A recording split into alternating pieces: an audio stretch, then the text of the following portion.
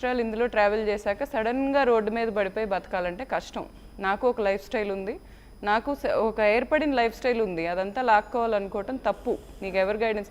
నా వెనక ఎవరూ లేరు, నువ్వు ఇగోకి వెళ్తున్నావు, దయచేసి అర్థం చేసుకో.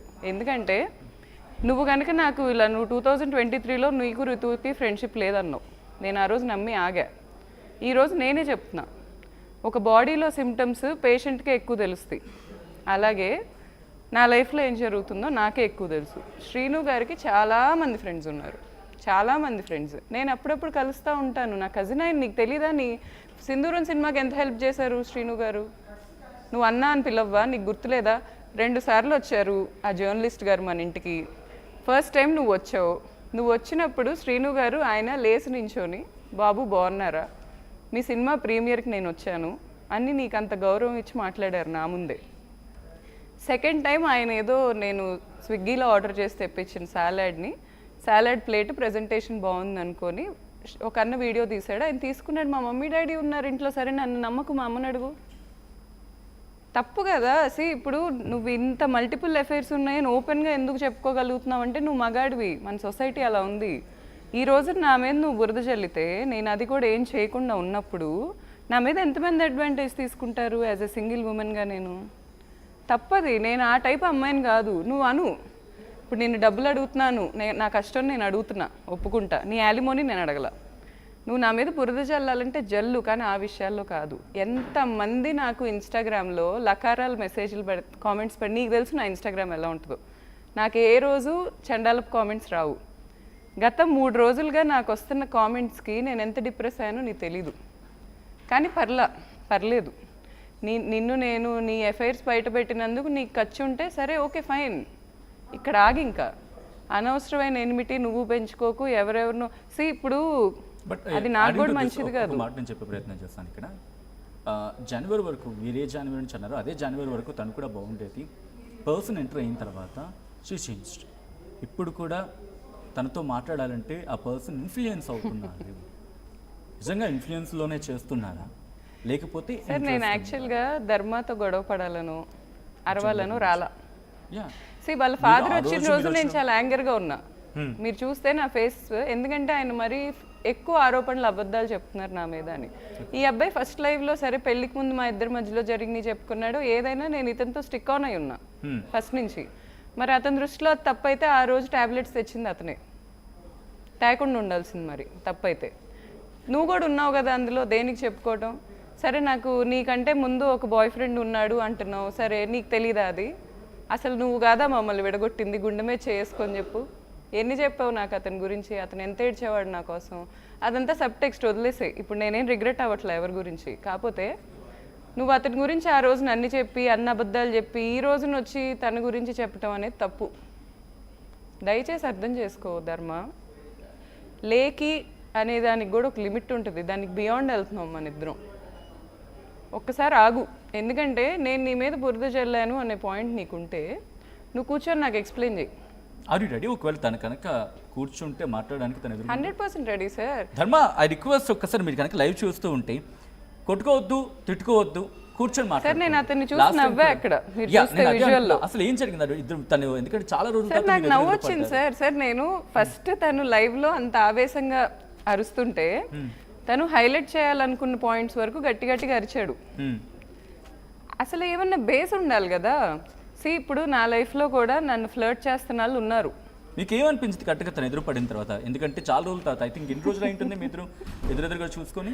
చాలా రోజులు అయింది సార్, అరౌండ్ 10 months. సార్ ధర్మ అనే వ్యక్తి నాకు ఫస్ట్ ఫ్రెండ్, తర్వాత బాయ్ ఫ్రెండ్, తర్వాత హస్బెండ్.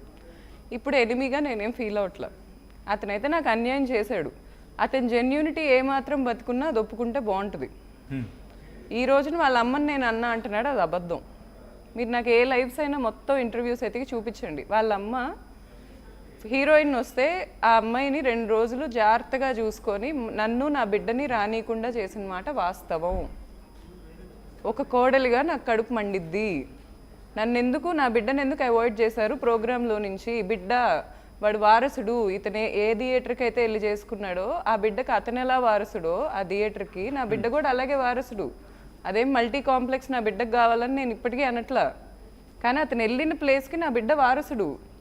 బిడ్డ పుట్టినప్పుడు ఒక ఈవెంట్ వాళ్ళ తాతగారు ఇచ్చిన థియేటర్లో జరుగుతున్నప్పుడు నా బిడ్డను ఎందుకు తీసుకెళ్లరు? వాళ్ళ నాన్న ఉన్నారు వారసుడు, వాళ్ళ కొడుకున్నాడు మహేష్ ఉన్నాడు వారసుడు, నా కొడుకు ఏంటి తక్కువ?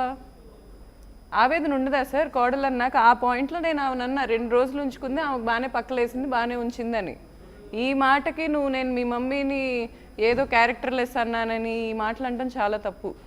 నువ్వు ఎంత ఎంత గింజుకొని నన్ను వేరే అమ్మాయిల్లా పోర్ట్రే చేయడానికి ట్రై చేసినా నా క్యారెక్టర్ మీద ఒక్క మచ్చ కూడా నువ్వు పెట్టలేవు.